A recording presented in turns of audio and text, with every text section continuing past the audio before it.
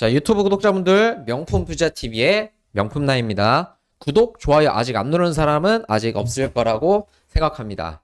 빠른 시청을 위해서는 뭐 1.25배속으로 해도 되고 아니면 1.5배속 이 정도가 적당할 것 같으니까 배속 조금 올려서 시청해 주시면 감사합니다. 오늘은 조금은 짧지만 이 중요한 소식이었던 거 하나 들고 왔습니다. 여기 보시면 매처럼 매웠던 연준이라고 보셨는데 이 소식은 모르면 안 되기 때문에 혹시나 우리 구독자분들이 챙기지 못했을까봐 준비를 했습니다. 방송 마무리쯤에는 선물도 준비했으니까요. 채널 고정. 자, 모르시는 분들이 없을 텐데 이분 다 누군지 아시죠? 이 금융가에서 가장 중요한 인물인 바로 제롬 파월입니다. 연방공개시장위원회 즉 FOMC는 그 이틀간 회의를 해서 14일에 만장일치로 연방기금 금리 목표 범위를 5에서 5.25%로 동결을 했어요. 5에서 5.25로 동결을 했습니다. 연준이 40년 만에 최악의 인플레이션에 대응을 하기 위해서 공격적인 긴축을 정책을 펼쳤다가 이 10차례 인상을 했거든요. 10차례 따다다다 계속 올렸는데 이번에 한번 스톱을 한 거예요. 여기 보시면 제가 이제 간단한 핵심 내용만 정리를 해왔는데 몇 가지만 짚어보면 될 것 같습니다. 바로 물가 안정을 위해서 추가적으로 2차례 인상이 필요한데 동의를 했다는 거예요. 그러니까 이번 한 번은 금리를 동결을 했지만 올해에 2번 정도는 인상하는데 대부분 동의를 했다는 겁니다. 18명 중에서 12명 정도가.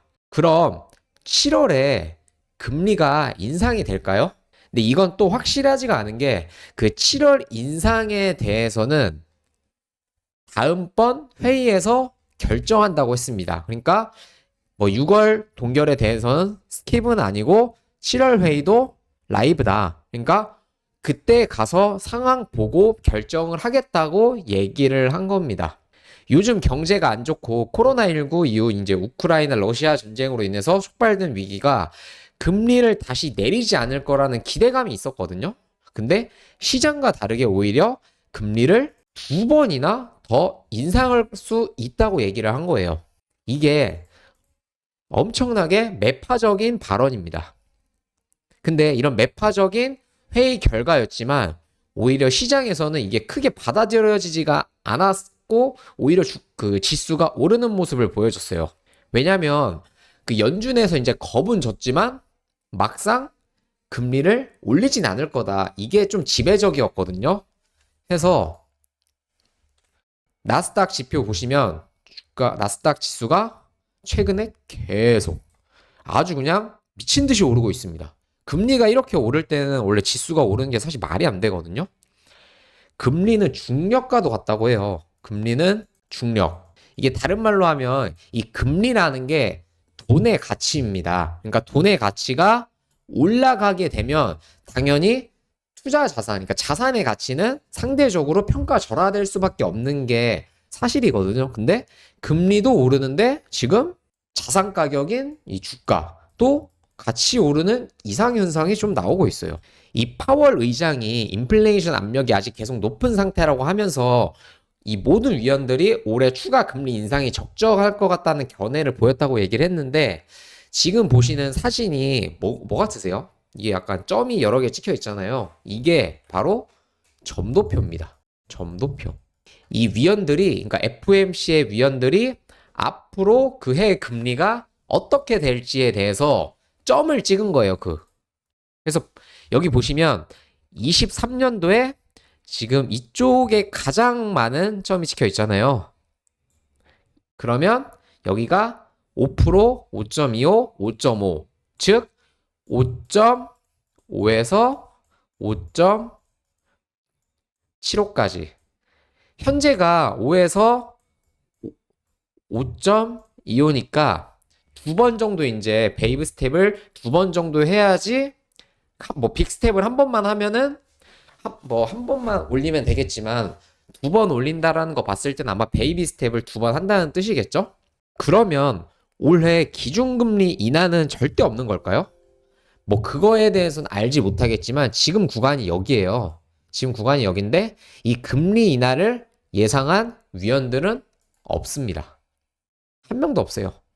이 파월 의장이 그 위원회에서 물가 상승률이 상당히 많이 내려가는 시기에는 금리 인하가 적절하다고 언급을 했고 이거는 두어 해가 걸릴 거라고 얘기를 했습니다. 그러니까 뭐 24년이나 25년쯤 돼야지 금리 인하가 될 거다. 보시면 24년도에는 뭐 여러 가지 뭐 점이 많이 있지만 여기에 많이 찍혀 있죠.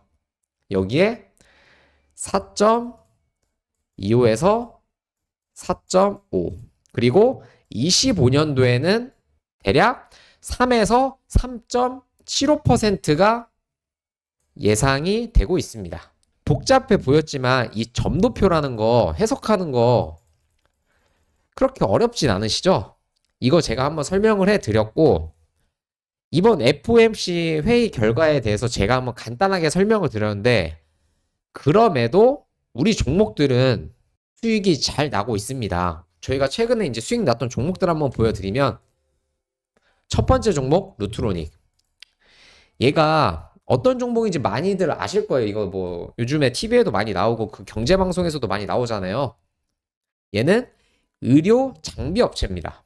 그러니까 레이저 의료기기 사업을 하고 있고 그리고 이제 종속회사를 통해서 뭐 미국, 일본, 중국, 유럽에 이제 레이저 의료기기를 그리고 광학 의료기기를 판매하고 있어요. 특히 에스테틱 레이저 의료기기 같은 경우에는 국내의 1위 기업입니다. 시장 점유율이 대략 20% 정도가 돼요.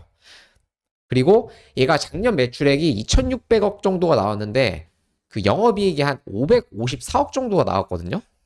2,600억에 554억. 그러니까 영업이익률은 대략 21% 정도의 기업이에요. 엄청난 수치입니다. 그렇기 때문에 주가가 이렇게 오른 거예요.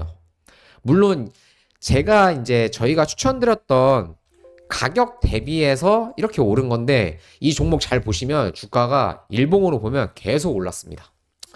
어쨌든 저는 그 중간에 이제 달리는 말에 들어갔고 26,000원 아래에서 5월 24일에 26,000원 아래에서 매수를 해서 거의 약 한 10일 정도가 걸린 것 같네요. 10일 정도 매매해서 수익률 38% 이상을 보여드렸습니다.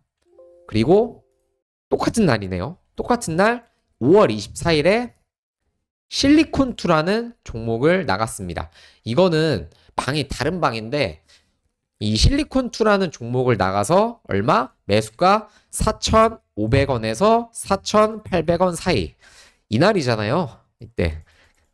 진짜 매수기에 조금 준 다음에 그러니까 이 시세를 드렸을 때는 충분히 매수를 하셨을 건데 여기서 매수를 하면은 하루 만에 1차 목표가가 5,500원.